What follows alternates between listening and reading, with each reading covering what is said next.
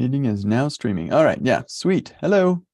So I am excited to do office hours today. Let me grab the YouTube URL, stick it in here, share my screen,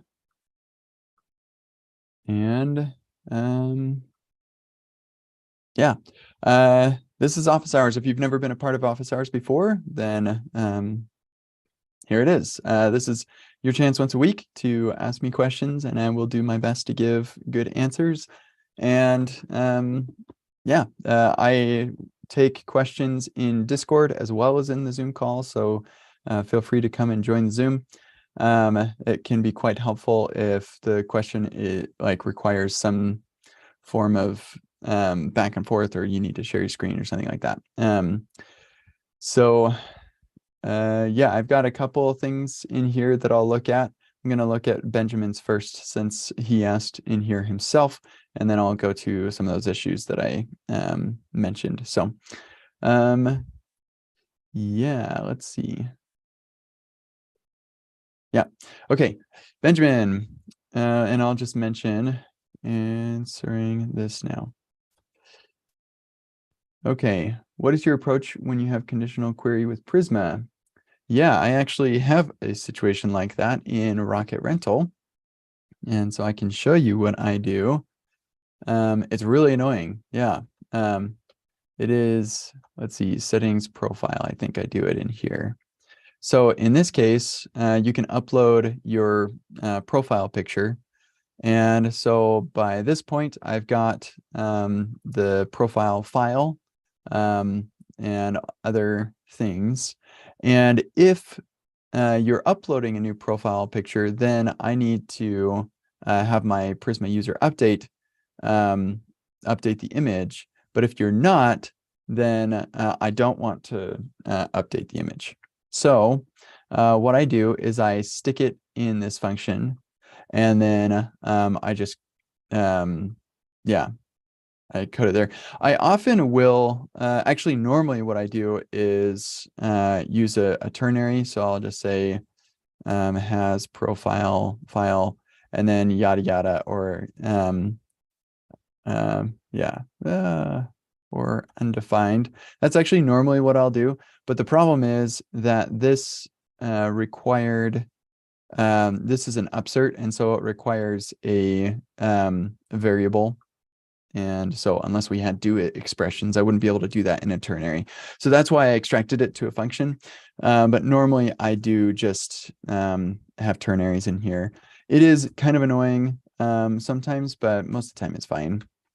And the other problem is here, we're not going to get any type safety right here. Like if I spell that wrong, I'm not going to get a red underline right here, but I will get it over here. So like you are getting some type safety, but it's not where you want it to be, which is kind of annoying.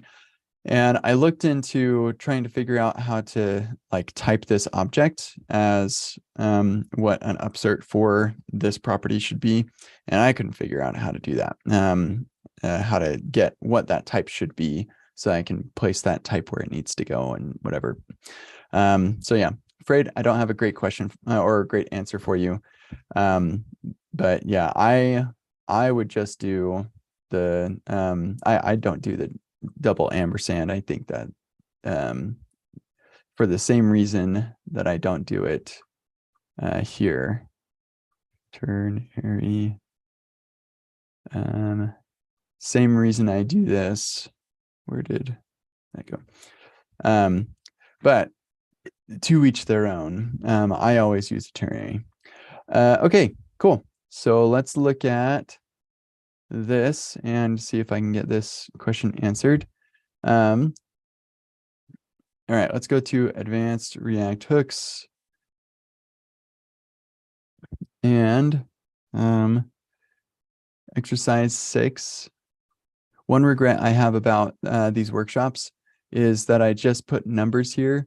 In my latest workshops, I add a dash and then a short description of what the exercise is.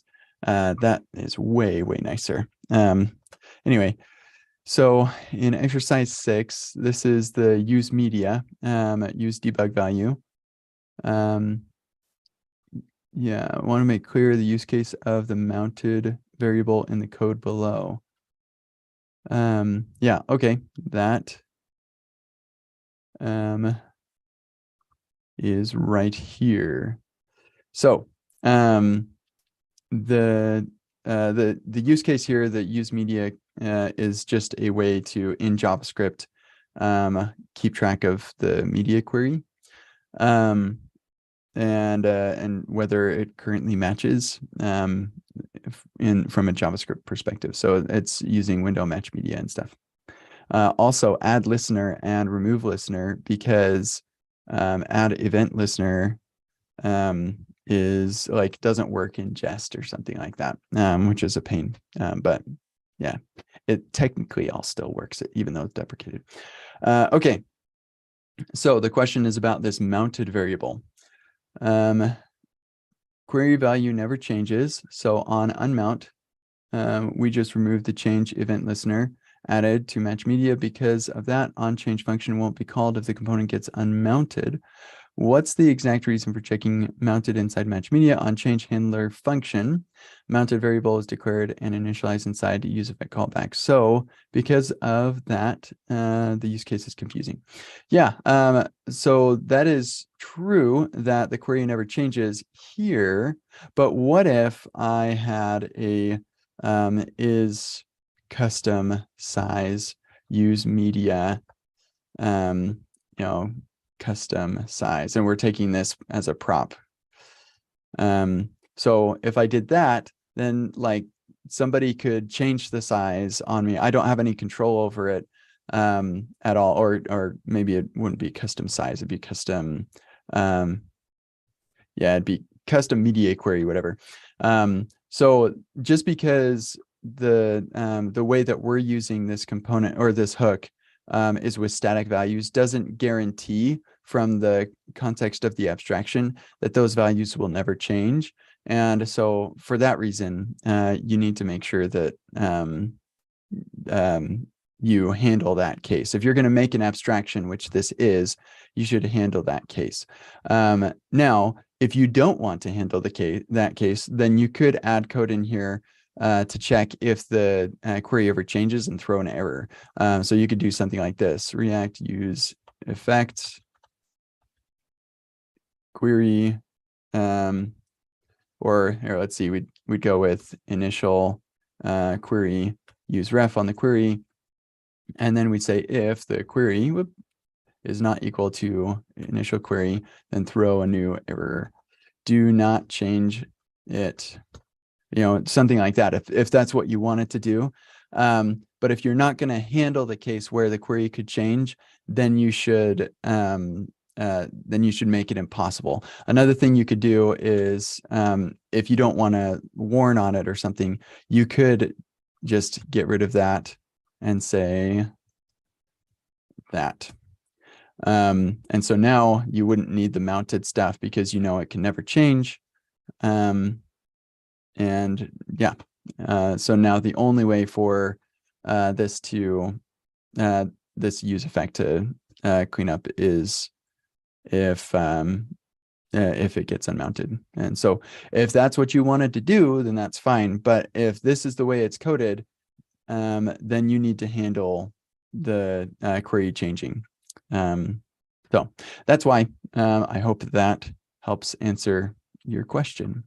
And I will just mention answered in office hours just now.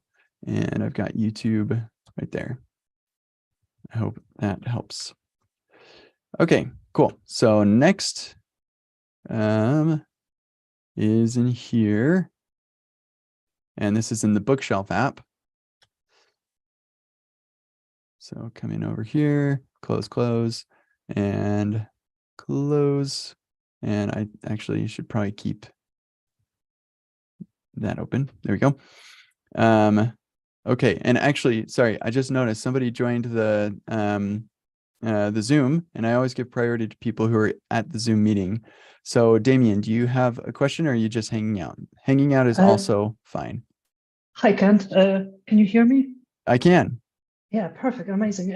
Actually, you're just looking at my issue. That's me. Ranhill is me. Oh, okay. Great. Yeah. Yeah. Let's walk through this. Actually, do you have it up and open? Do you want to like walk me through what you're doing? That might be easier. Unfortunately, no, apologies. I was That's okay. hoping I can get it in time, but I think just to give a quick overview of what I was attempting to describe with the issue is that so I was trying to follow the video, doing Mm-hmm. exactly change for change, line code for line code, as per your video instructions.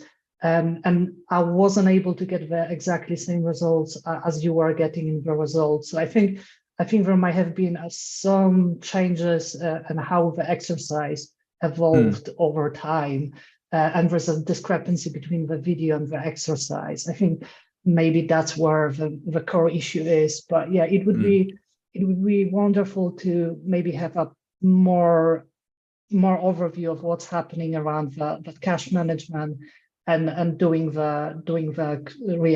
React query essentially. Yeah. Okay. Because yeah. So let me go to the exercise and see the issue that you're talking about, and you can correct me if I miss anything. So we're going to go to exercise 8, and so it's the extra credit 1 is where things are different. Yeah, pretty much. Yeah, I think at some point I tried to essentially copy exercise 1 onto all of the exercise files and just run it through, and it wasn't working correctly. Okay, so if I say I want to start working on extra credit 2, then it will put me at the extra credit 1 spot.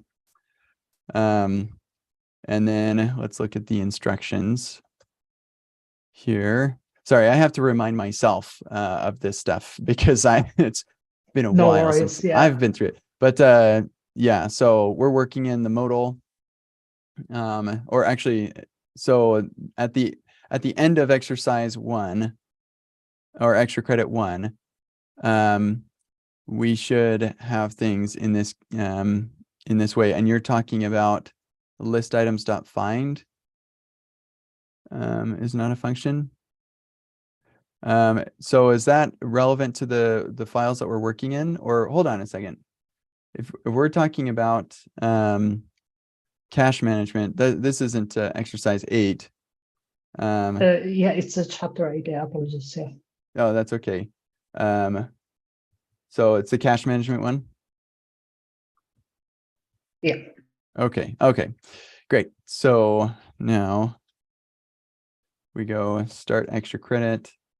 And if I go to extra credit 2, then that will put me at a finished extra credit 1. And in extra credit 1, we're all over the place. Yeah, this one was kind of fun. So if I just look for list items.find, then, whoops, there we go. So here it is probably where the error is happening. Is that the case? Precisely. Yes. Okay.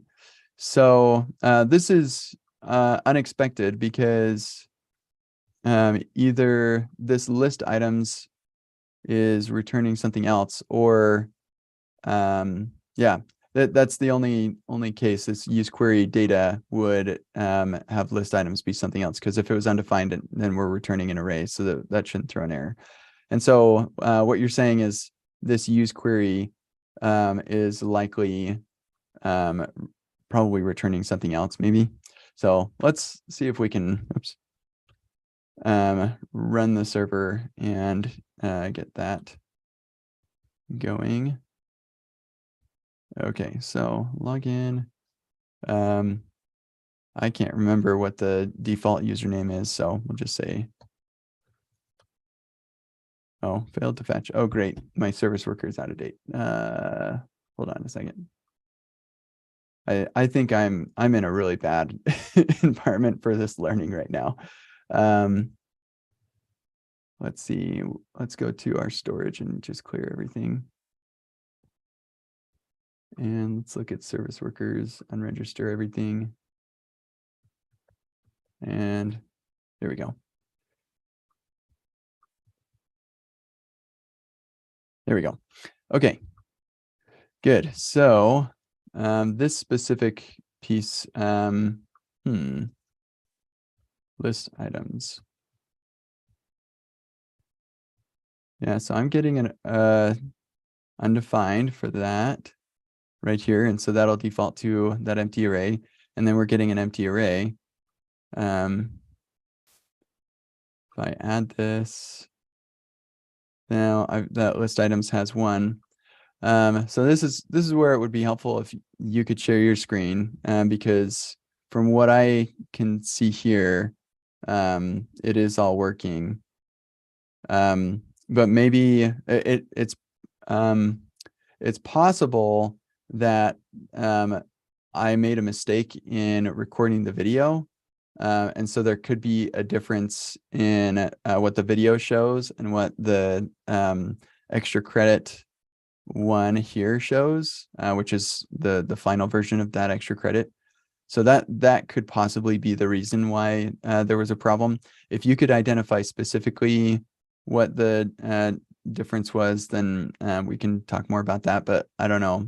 From here, everything looks like it's working okay. Yeah, I think it looks good from what I see here as well. Yeah, so thank you very much for that. I think if you want to though, like next time you get to your computer, just stick a console log of this list items and make sure that list items is always an array. If it ever is anything else, then that's going to be the problem. An array or undefined. So I will double check that. Amazing. Thank you so much. Yeah. Thank you. Okay. Let's go back to main so I don't start working in here on accident and realize I'm in the wrong branch. Okay. Sweet. Let's here, and actually just for posterity, discussed here. If you find the issue, please let us know. Okay. Now, we do have another question in here, but I noticed we also got another person in our Zoom. Justin, are you just hanging out or did you have a specific question? I had a kind of a quick question. I was just typing it in the Discord, but I guess I could just say it if that's cool. Yeah. Lately I've been a little confused. This is just like an Express node question, so hoping you can help. I've been a little confused on like object lifecycle when it comes to like Express and Node apps. Like, for example, I am working on an app right now that is using Postmark to send emails.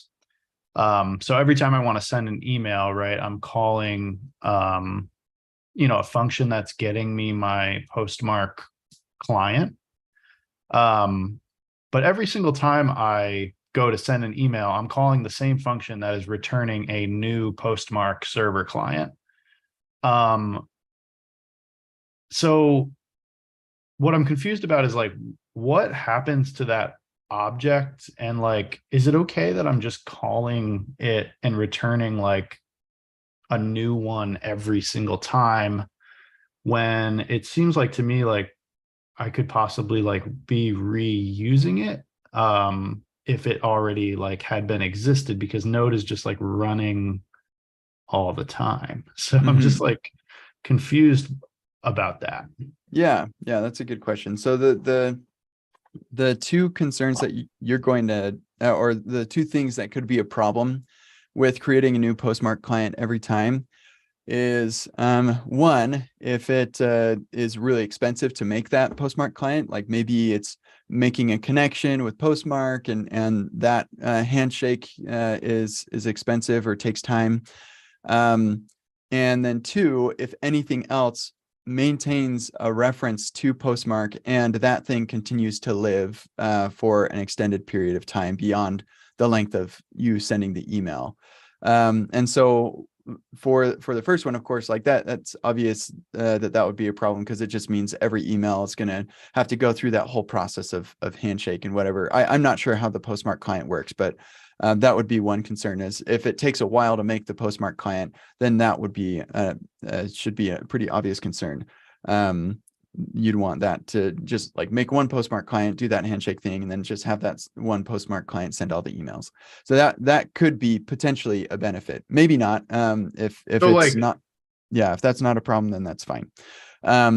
I need 16 steps to get my 250 steps for the hour. So we're going to walk really quick. So nice. the other problem that you could have is if there are things that maintain a reference to the Postmark client, there we go, then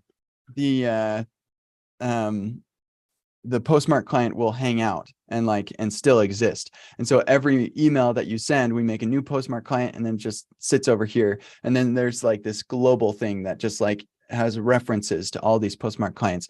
And what you'll see is that's the classic case of a memory leak. You'll see the memory usage of your server go up over time, which is not good because eventually you'll run out of memory and your server will die. So and I just wrote about my own experience with that. Yeah, I was reading some of that. Yeah, that was fun. So if neither of those things is a problem, then like what normally should happen is you've got this function body that accepts the email, string or something like that.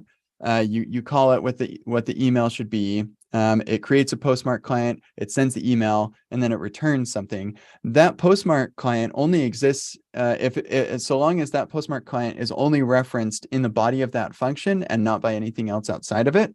Then it will just get garbage collected eventually, and it'll be fine. Okay. But the danger could be, let's say that you pass in an object, and then inside of your function, you assign that Postmark client to that object, or maybe Postmark does that and you don't even know. Like you pass a config object to Postmark, and a Postmark attaches itself to that object or something like that, and then you're hanging on to that object beyond the function. Maybe you, I don't know, got a cache or something weird like that. That sort of thing can happen, and so that would definitely be a problem. And it would actually be like relatively simple to identify if that is an actual problem by just running your server and like sending a billion fake emails, or just not a billion, but sending a bunch of fake emails. You could even use MSW to mock out the Postmark API calls so that you're not actually talking to Postmark, just to see if the memory usage of your server goes up over time. And if it doesn't, then for sure, like nobody's hanging on to the Postmark clients. So if neither one of those things is a problem, then I'd just say that's fine. Gotcha. Okay. Yeah. I mean, I'm calling it in a webhook that returns like 200 at the end. So I think it sounds pretty simple. And as long as Postmark's not doing something weird, then you're probably fine. Yeah, I guess like it's more like just in general, like even like a DB client, like when you just do something like export DB, like equals new DB client or whatever, like, and that just runs. It's always been interesting to me that it seems like that really gets called kind of just like once at the start of your server, right? And like that's kind of like the end of the road. Yeah, you could do the same thing. Like I'm not sure what the Postmark docs recommend for stuff, but if I were in your shoes, if I were like building it right now, I would just have a single client. I wouldn't make a new client every time send email gets called. That's how it started, but I wanted to make what they call servers for each client that's using my app so that every single client gets their own little folder of like all of the emails. Oh, and they need a different config. They need a different config, and you pass the server client like that server's API token that I'm persisting. That makes sense. So like in that case, I would do what you're doing. You might measure it just to make sure that it's not causing any sort of performance problem, or just like dive into the Postmark source code for what it does when it makes a new client. And if you see that there's a problem there, then you could add a pretty simple cache, like an LRU cache, that just hangs on to the last 1,000 clients that have been used recently. That should be pretty straightforward, I think. It'd be probably like 4 or 5 lines of code. Interesting. Okay. So And I looking actually, at LRU cache, you said? yeah, I tell you that, and I should just show you. I'm trying to think of a good example. I think the workshop app that I'm working on for Epic Web, I use an LRU cache for something like that. Yeah, actually, this comes straight out of my own site, but yeah, so I have a component cache to keep track of all the MDX components that are created from this string of code. And actually, you know what? I've got this in my fixing your memory link. I have a before and after. Nice. Here it is. So this is what it looked like before. So yours would be like, new Postmark client, yada, yada, yada. And this is what it is after. So you add the LRU cache. And then you have Is LRU like a library? yeah, sorry, I should say that was my bad. I'll post this in the Discord. Yeah, it's last what does LRU stand for? Okay. Least recently used. There you go. So it deletes the items in the cache that were least recently used. You set the size. There's even like a stale while revalidate type of thing with allow stale and time to live. So yeah, it's pretty cool. So yeah, anyway, you create your cache, and then inside of your function, before you do the rest of what your function does, like I'd probably make a little function called get postmark client. You make sure that the key consists of everything that's unique about that client. So it'd probably be the API key might be the only thing. And then, yeah, just before you create the new postmark client, you first check if the cache has that. And if it does, then you just return the get. Otherwise, you go make your postmark client, and then you set that into the cache and then return the client. It's kind of just like a fancy object where like the API key would be like the key to the thing. Yeah, that's sort of how you could think of it. It's kind of like a map. In fact, I think this probably implemented as a map under the hood. The cool thing though is that it will, if you set the max size, because the what you could do is you just make a map, and the key is that API key, and then the value is the postmark client. And that would work like that. That's basically your cache. The problem is that if you've got this server running for a long time and you've got like tens or hundreds of thousands of these potentially, then you could run into a memory leak because like it's hanging on to those postmark clients. That's the whole idea. So the solution to that would be to use LRU, which will just delete or dereference the old things that were least recently used. And so those can be garbage collected and everything. So that's what LRU does, is basically a map that gets rid of stuff that's old. And you get to define how many items are in it, or you can even specify a size in kilobytes. And then if you do that, you have to say, well, what does an item in here mean in terms of size of kilobytes? So I probably wouldn't do that myself. I'd just do max.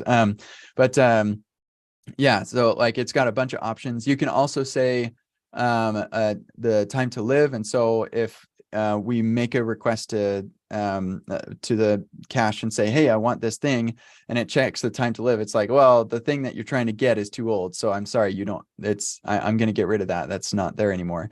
But you could also say allow stale, where it'll say, oh, the thing is too old, but you said that it's okay to send a stale value for X amount of time. So I'll send you the old one, and then I will go and get a new one and refresh it. So that's actually a really cool thing about stale while revalidate, is that it allows you to always return something. This is especially valuable for something that is expensive. So not really your case, but like something you're making a network call or something like that that is taking a long time. It'll say, well, I'll send you the old thing, and in the background, while nobody's waiting for me, I'll just go and refresh. So it has the ability to do that as well. It's pretty great.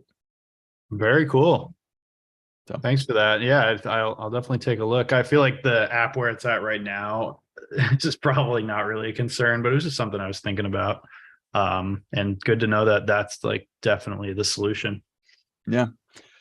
I wouldn't bother adding that complexity though if it wasn't a big deal to just create a new client. So just double check that. And if it is, then you can use LRU cache. Yeah, I feel like if it does become a problem, probably means that the app has millions of users. So that'd be a good Yeah. problem. Yeah, you look forward to that problem. Yeah. Thanks, Cool. man. Yeah. Okay. Data message. Sorry, you can tell me how to pronounce that. If I have a table of data and rows that can be expanded and collapsed to show more information, the extra data is not included in the original table data. In Remix, how would you organize this? Where would you store the expanded row IDs? Query params? Would the route loader be responsible for fetching this data? Or would you have another resource route that provides the data? I'm having a hard time wrapping my head around the idiomatic Remix way to do this that would handle scroll restoration and efficient data fetching. So I actually have something sort of like this on my website. So if you go to the Call Kent podcast, which you should, go record your call and make a recording and ask me a question here. Like the question that I'm answering right now would actually be a pretty good question. But anyway, if you click on any one of these, this is kind of what you're talking about. It's not a table, but it is rows, and you select one of these and it expands and everything. So it's very similar to what you're talking about. And you'll notice that when I choose one, the URL gets updated. I think I don't have prefetching on these. That's really, here, I'm going to fix that right now. We go to calls, TSX, and then accordion or animate. Yeah, here we go. We've got these. Where's my links? Link, prefetch.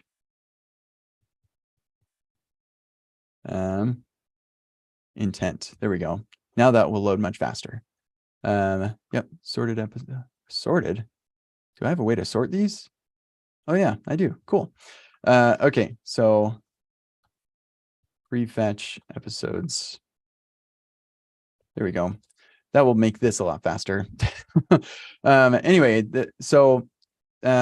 what I do, you'll notice the URL is updating as we navigate between these. And so I have a loader that is responsible for that. If we go to, oh man, I merged somebody translated one of my articles into Portuguese, I think. And so that I had to pull that first. Yeah, we're good. So calls, episode ID slug. Here is the route that's responsible for loading this piece right here. So this is the outlet inside the parent. And yes, it is indeed responsible for loading its own episode and everything. Actually, what's interesting about this is there's not a whole lot of data for any individual episode. Like, I guess there's the title and the time. The only extra stuff is the keywords, which I think I planned on eventually allowing you to filter by, which I never did. But then also the description. And the description, and I suppose the episode ID, which I need for the index or the key as I'm iterating over this. So there wasn't a lot of data to just load it all on the calls page. And so that's what I do. I just load it all. And then in the child route, I actually don't send back anything. All of this is doing is making sure that you're on the right page and we've got what we need, otherwise a redirect. And so, yeah, my case is probably a little different from yours because I just say, here, get me all the calls data and here's my episodes and grab me the episode. And so, yeah, yours though would like, I'm guessing you probably have some data that's more than you want to just load everything on the page. Like all of the, and actually probably by this time, it might be sensible for me to change my ways here. But anyway, so you'll have something that you return from here and you just do use loader data. That's how I would do it. Now, let's say that for some reason you don't want this to be a route, like you don't want changes or selections to be part of the routing. I would suggest change that opinion because it probably should. But if you want to, you could use a query param. And if you did, so if we said episode equals, and then, whatever however schema you want that to be, then yes, you wouldn't have a child route anymore, and you would instead have your loader in here would reference the request.url to get the search params, and then you would load the specific selected episode. So that the idiomatic way, I think, for this type of UI that you're describing is definitely the nested routing. But if you've got other things on the page that, or it's like a dashboard or something, you've got multiple of these tables, and so it doesn't really make sense. I don't know. Even those sounds like a nested routing is the solution. But if for some reason that just didn't work for you, then yeah, a query string would work just fine. So yes, and that's another, yeah, if you need to have more than one open at a time, yes, that would be a situation where a query string would be appropriate. Yeah. And so, yeah, you just do the query string, and then the parent would say, okay, fine. What it would be, there, if I wanted to do multiple episodes open at once, then I would do something like this episode equals that one. And so now I probably wouldn't have the slug. I add the slug because for SEO purposes, so I guess I'd keep the slug. But yeah, so now we have multiple episodes, and then we say request.url is going to give us the URL string. We make a new URL out of that and get search params, and then get all episodes. And then based on that, we have the string. We can determine which episode, or like go get the data, and then here this we'd have like an expanded episodes, and this would have like all of the data for those expanded episodes, and then this would just be like the minimal amount of data that I need to display the row.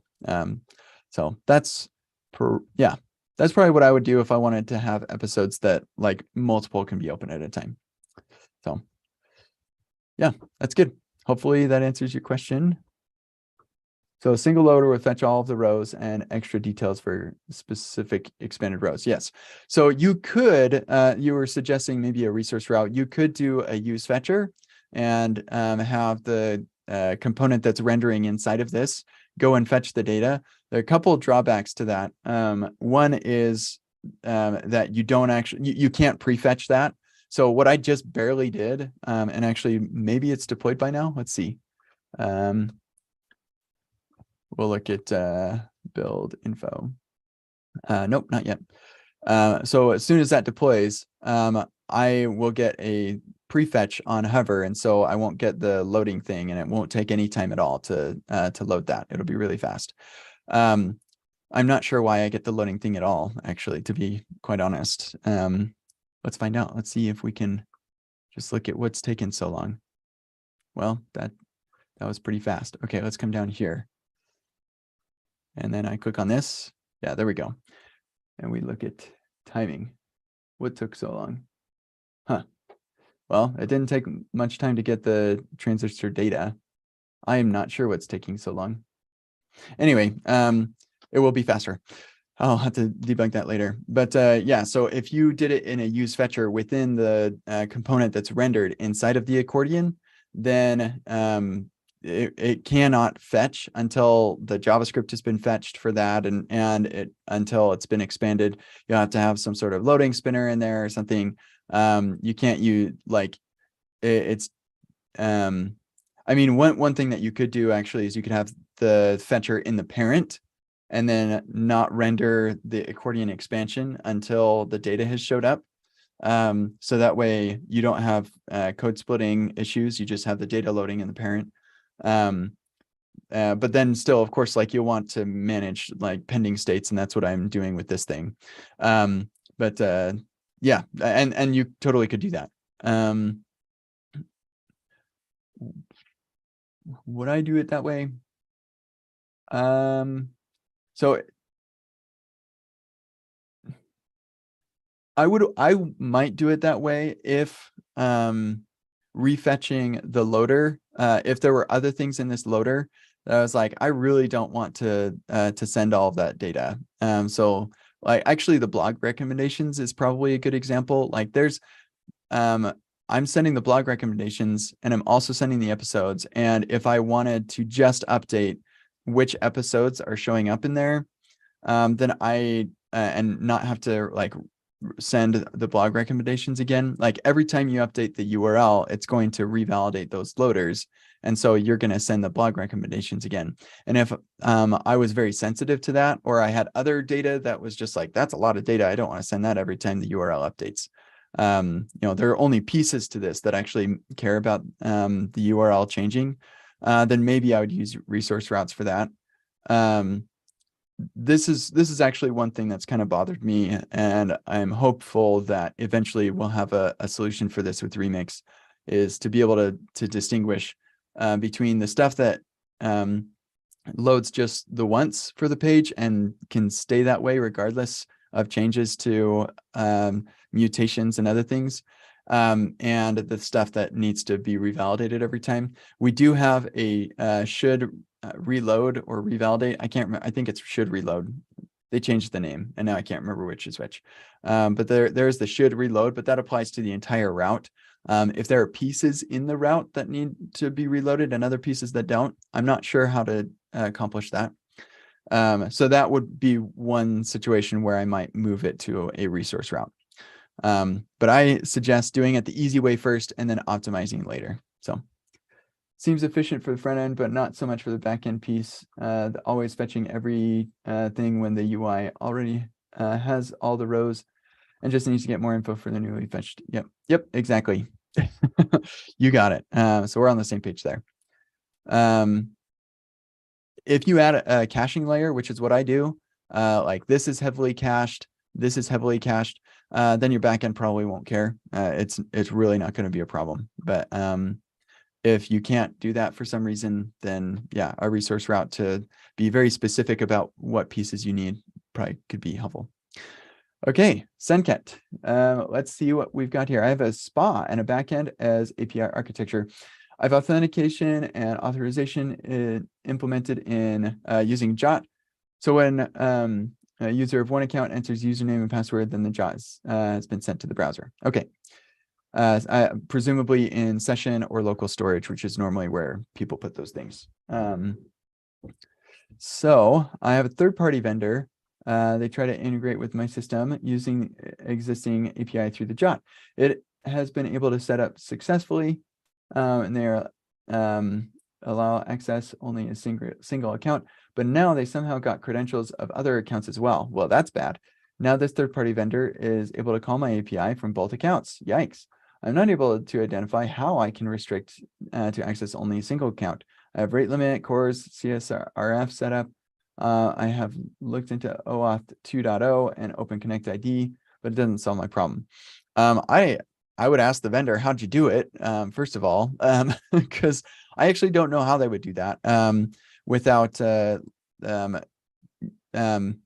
some form of accessing the JOT that is generated for another user. Maybe your server is leaking JOTs somehow. I don't know. There's a lot of information that I would need to be able to evaluate why this is, and I'm not so positive myself. I don't typically build APIs very often, and recently the only APIs that I've built are basically RPC with the remix and loaders and stuff. So I'm not sure, I haven't used JOTs in a long time. And I have built an API with JOTs before, but I can't think of what would cause this problem. So I'm sorry. I would ask them how they do it. If they're a vendor, then they probably should share with you that so they can, you can get it patched up. So sorry, good luck. Okay, great. So that is that for office hours today. I don't have any other questions. They don't look like there are any more coming in. So thanks for coming, and thanks for asking questions. If you do have any other questions, then the Call Kent podcast is the place to be. and ask questions here. And I believe I do have a question in the queue right now, so I should probably go answer that and get that added to our list of 122. Holy smokes. I actually never really thought about what I would do if we got this far.